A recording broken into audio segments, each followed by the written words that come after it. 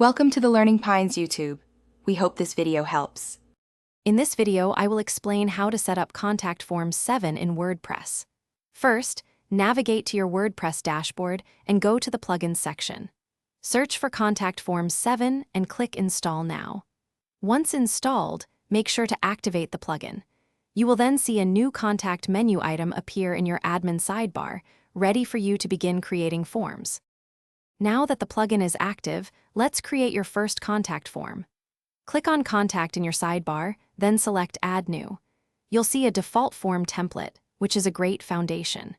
You can easily add or remove fields such as text areas for messages, email input fields, and a submit button.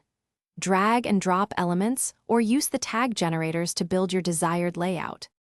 After designing your form, it's crucial to configure the mail settings so you receive submissions. Go to the Mail tab in your form editor. Here, you'll specify the to email address where submissions will be sent and the from address. You can also customize the email subject line and the message body, ensuring all submitted information is clearly presented in your inbox. Finally, let's get your contact form live on your website. Once you've finished designing and configuring your form, click Save.